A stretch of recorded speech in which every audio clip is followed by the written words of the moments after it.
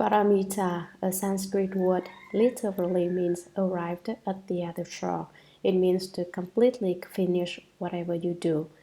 If you decide to become a Buddha, then the realization of Buddhahood is a paramita.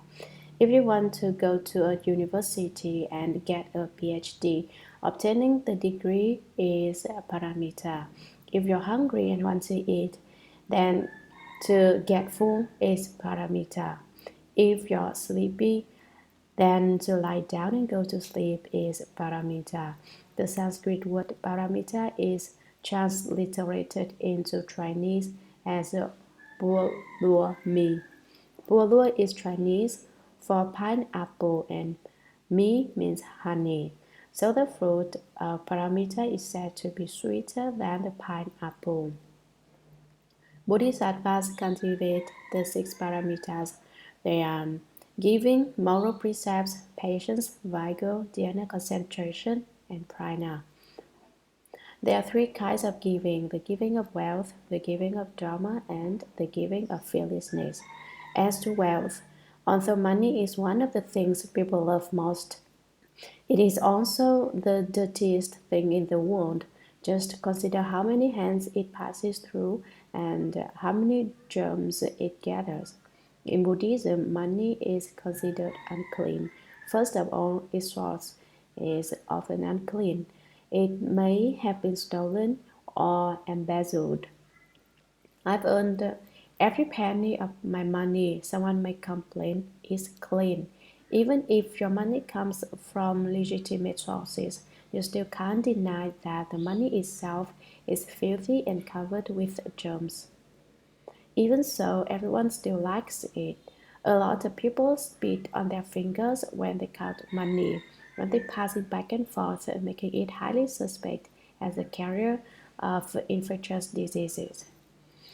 But in spite of its filth, no one is afraid of getting too much money. If you gave someone all the money in America, he would not think it was too much. But when you have a lot of money, you also have a lot of problems. You can't get to sleep at night. You are kept busy figuring out where to put it. Since money keeps you so preoccupied, it is basically not a good thing. But even though it is not a good thing, most people love it and cannot give it up. One who can give away money practices the paramita of giving and is cultivating the bodhisattva way. It is not easy for people to give. Their hearts are the junction of yin and yang, the battleground of the reason and desire. For instance, someone sees someone else in bitter straits without a bit of food, and being a principled person, he decides to give the poor person $1. He reaches into his pocket, but suddenly his desire seizes him and he starts to have second thoughts. Wait a minute, I can't give him that $1. It's the last bit of change I've got. If I give it away, I won't have any money for the bus and I have to walk. I can't do it. His first impulse was to be generous to someone else, but it was followed immediately by a second thought, his own welfare. So he puts his money back in his pocket and doesn't give it away. That's the way it goes. It happens the same way on a large scale as it does on a small scale, all the way from a penny to $1,000,000. The first thought is to give, the second thought concerns oneself. The giving of wealth is not easy. Some people even go so far as to think, I'd be stupid to give money to you. Why don't you give yours to me? It is easy to talk about giving, but when the time comes to do it, it is difficult. Ever since I was young, I haven't known how to count. Whenever I got some money, I gave it away. If I had $1, I gave that. If I had $2, I gave them both away. I didn't want money. Most people would consider my behavior very stupid because I didn't know how to help myself out. I only knew how to help others. By benefiting others, one brings forth the heart of a bodhisattva, and those who bring forth the heart of the bodhisattva benefit others rather than themselves. They say, it's all right if I have to suffer and endure distress, but I don't want others to suffer. Bodhisattvas always benefit others by practicing good conduct without bothering to figure out if they take a loss. Some people spend all their time making sure they get a bargain. When they set out to buy something, they do a lot of comparison shopping until they come up with the best buy. But what they end up buying turns out to be cheap in more ways than one. Things made of the latest material wrought from scientific experiments, things which look handsome enough but which break as soon as they are used. Although such people think they are getting a good deal, in the end they take a loss. Instead of indulging in such calculated selfish behavior, you should work for the good of others. The lecturing of sutras are explaining of Dharma, the giving of Dharma. It is said, of all the kinds of offerings, the gift of Dharma is the highest. The money you give can be counted, but the gift of Dharma can't be reckoned.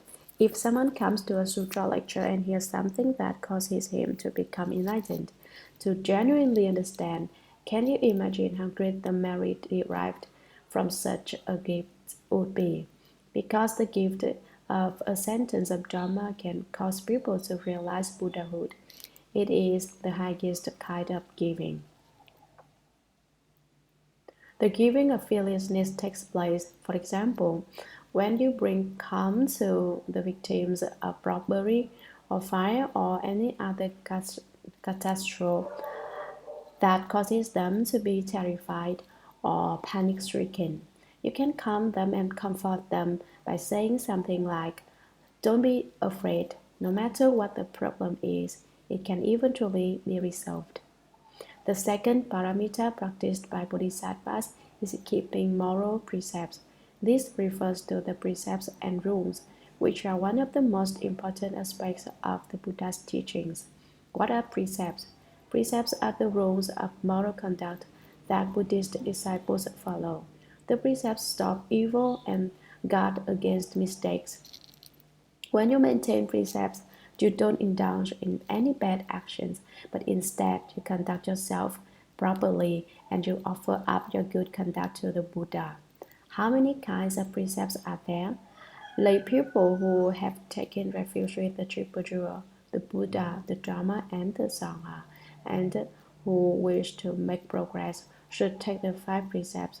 The 5 are not to kill, not to steal, not to commit sexual misconduct, not to lie, and not to take intoxicants. One vows to follow these rules for the rest of one's life. After receiving the 5 precepts, lay people can make further progress by taking the 8 precepts. Beyond the 8 precepts are the 10 precepts of a Shramanara novice. After receiving the Shramanara precepts, to become fully ordained, to become one who has left the home life. One can take the 250 precepts of a bhikshu monk or the 348 precepts of a bhikshuni nun. There are also the 10 major and 48 minor bodhisattva precepts. The first 10 are called major because one cannot repent and reform for violation of any of these 10. If one violates the minor precepts, it is still possible to change one's forms and begin anew. When the Buddha was about to enter Nirvana, his disciple Ananda asked him 4 questions, one of which was this. When the Buddha was in the world, he was our master. After the Buddha enters Nirvana, who will be our master? The Buddha told him, after I enter Nirvana, you should take the precepts as master.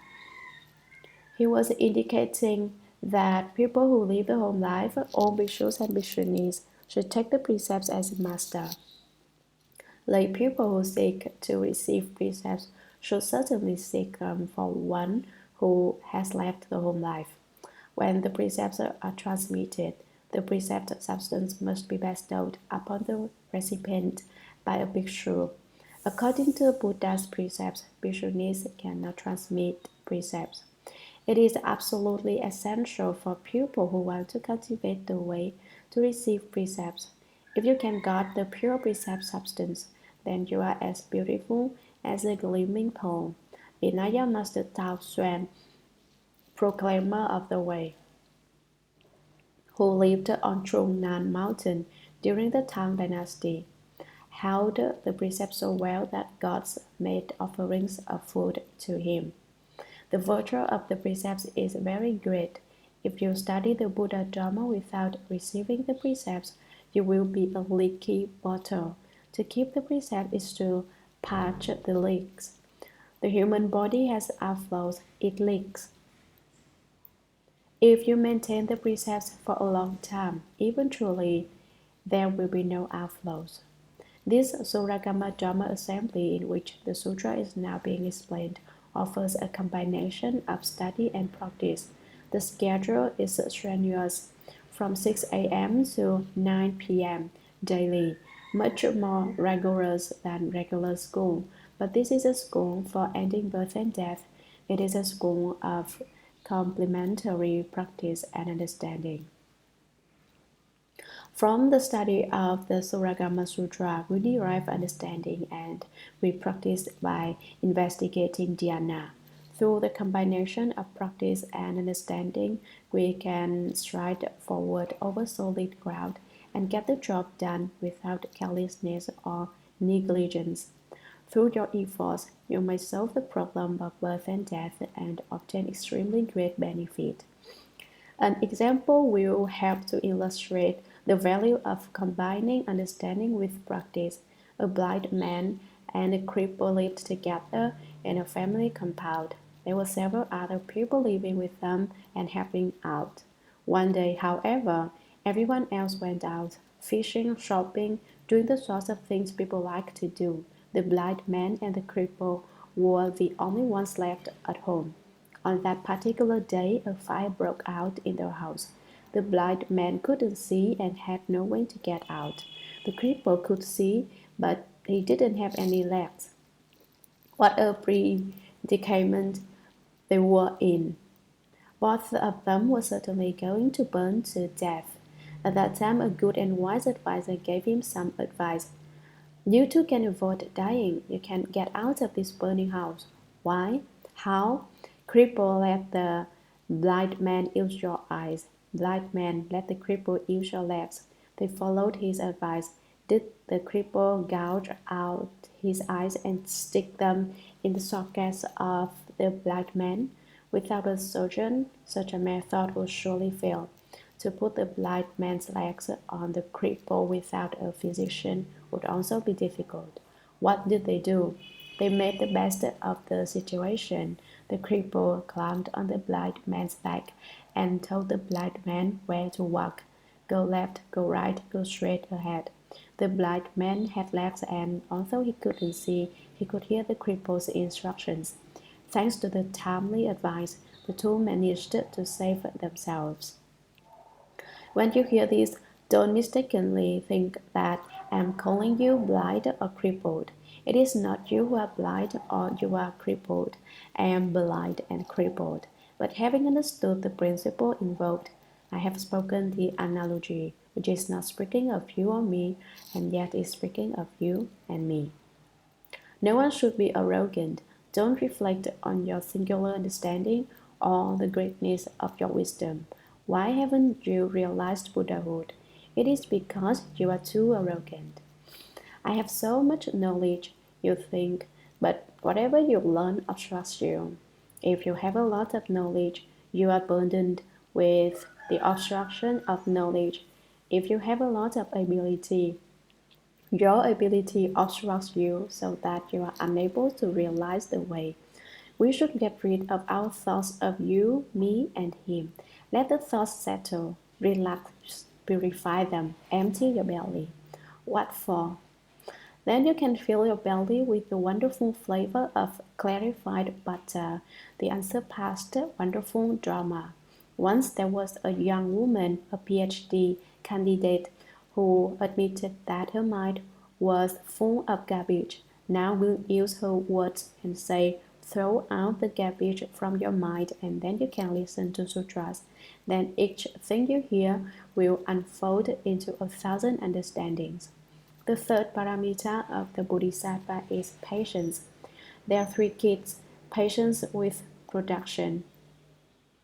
There are three kinds: patience with production, patience with dharmas, and patience with the non-production of dharmas. The fourth paramita is vigor. To be vigorous is to continually advance and never retreat. An example of extreme vigor is given in the wonderful Dharma Lotus Flower Sutra in the chapter on the past deeds of Medicine King Bodhisattva.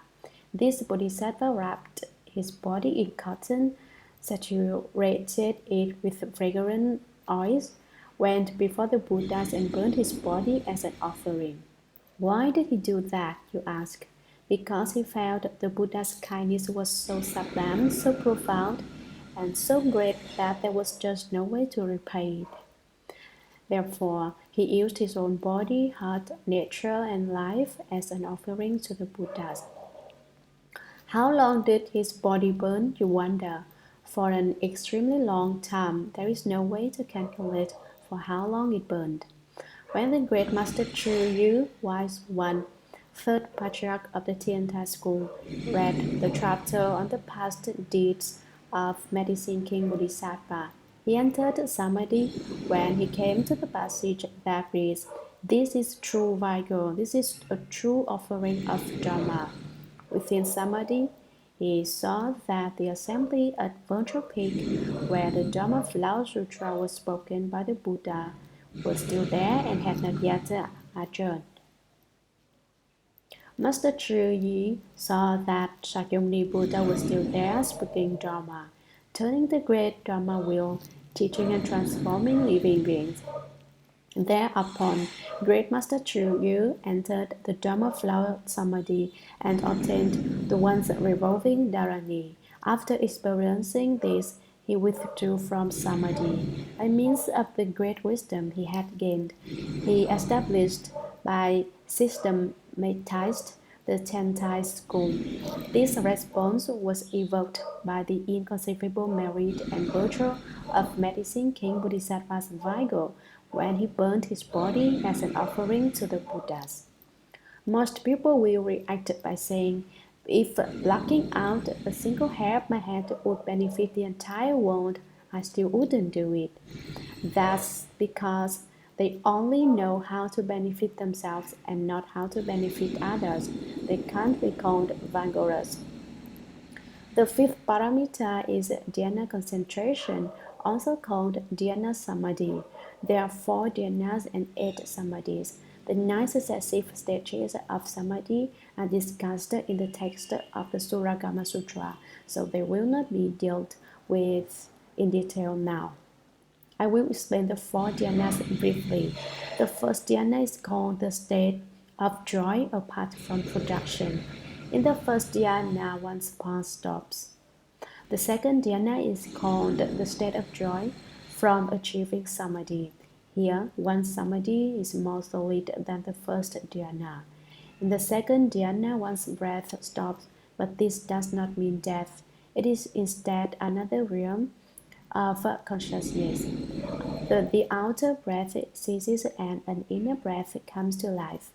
Ordinary people can use only their external breath. If a person can breathe internally, he can avoid death. He can live as many years as he wants. However, one can live so long as to turn into a useless corpse-guarding ghost obsessed with the need to protect his stinking skin back of a body. The third dhyana is called the state of wonderful bliss detached from joy. Most people who cultivate like to experience joy. However, the bliss experienced in the third dhyana, which is detached from joy, is extremely wonderful. In this dhyana, conscious thought ceases. The fourth dhyana is called the state of pure renunciation of thought. Here, all thoughts are abandoned. One can know what is happening in the heavens and among people, but one should not become attached to the experience. Entering the samadhi of the fourth dhyana represents only the first step, a first step in cultivating the way. One should not think that accomplishing the fourth dhyana is a special attainment. It is just the first step forward realizing Buddhahood. It is not even the accomplishment of the first stage of arhatship. The sixth paramita is prana. Prana is a Sanskrit word that may be translated as wisdom. Most people consider mundane intelligence to be wisdom. It is not. Intelligence is worldly knowledge, such as that derived from the study of science, philosophy, and the like. Wisdom refers to the world transcending wisdom that realizes Buddhahood. This is prana. The word prana is not translated because it contains many meanings and thus falls within the five kinds of terms not translated, which are terms that are secret, terms that have many meanings, terms that refer to something not existing in the translator's country, terms that traditionally have not been translated, and terms that are honorifics. This list was first drawn up by Chief Pitaka Master Hsuan Hua in the Tang Dynasty. There are three kinds of prana: literary prana, contemplative prana, true appearance prana. Literary prana refers to the wisdom contained in the sutras.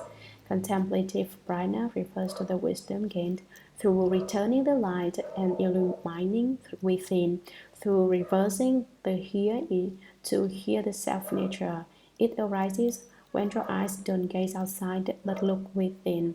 With the light of wisdom of contemplative investigation, you can illumine and break through all darkness within you. When that happens, you become very clear and pure inside and are no longer burdened with filth. True appearance prana, the most wonderful, inconceivable kind of prana, is synonymous with the complete meaning, of which the sutra speaks.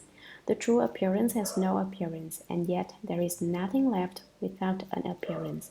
If you say that it has no appearance, everything thereupon appears. Thus it is the true appearance. If you understand this, you are right next to the Buddha. You are but a step away. The Vada Sutra says, all that has appearance is empty and false. If you see all appearances as no appearance, then you see the Tathagata. Everything that has an appearance is false. If, while in the midst of appearances, you can understand that they have no appearance, then you see the Buddha. You understand the basic substance of the Dharma and penetrate to the Dharma source. To see the source of all Dharmas is to see the Buddha. Such an experience is easy to talk about, but difficult to attain. You can't understand just by hearing lectures. You must think of a way to travel that road. For instance, one may say, I'd like to travel to New York, but it's so far away and flying is very expensive. I guess I won't go. However, if you never go, you'll never know what New York is like. Realization of Buddhahood is the same way. On the one hand, you want to become a Buddha, but on the other hand, it's such a long, hard pull that it would take forever to get there. It's just like looking at the sea and heaving a great sigh. Study the Dharma is too difficult. I find something easier to do. If you take that attitude, you will never realize Buddhahood. If you don't want to become a Buddha, then there's nothing to talk about. But if you do, then you must endure difficulties, because only through difficulty is ease attained. In China it is said, if the winter's cold did not pierce to the bone, how could the plum blossoms be so fragrant? The extremely sweet-smelling plum blossom of China blossoms in midwinter. As a result of enduring the bitter cold, the blossoms have an exquisite fragrance. Every living being is endowed with the true appearance of prana. But like the secret cause of this sutra, it is not yet manifest within them, and they are unaware of their own inheritance. We do not realize the prana of our own nature, its inherent true appearance. And so we are as if poverty stricken within the Dharma. Prana is the wisdom we have always had. We should open this treasure room of wisdom, and then our original face will appear. As long as we don't know that we are endowed with the true appearance prana, we carry an undiscovered gold mine inside us. To discover the gold mine is not enough, however. We have to use manpower to mine the gold before it can be used. The sutras tell us that the gold mine of prana exists within each one of us, but unless we mine the gold, it's not much use to know about it. We must put in the work and vigorously resolve to cultivate. Then we can mine the prana and our inherent Buddha nature will appear. The Buddha said, all living beings have the Buddha nature and can realize Buddhahood. But one cannot say, the Buddha said, I am a Buddha, so I am a Buddha even without cultivating. This is to know the gold is there and yet not bother to dig it from the ground. This has been a general explanation of the six paramitas of the Bodhisattva. Everyone can decide to be a Bodhisattva and cultivate the Bodhisattva's practices. If you carry out the deeds of a Bodhisattva, then you are a Bodhisattva with an initial resolve. Bodhisattvas do not selfishly say, only I can become a Bodhisattva. You can't be a Bodhisattva. You can't compare to me. Not only can everyone become a Bodhisattva, everyone can become a Buddha. I believe that everyone in this assembly will attain Buddhahood someday.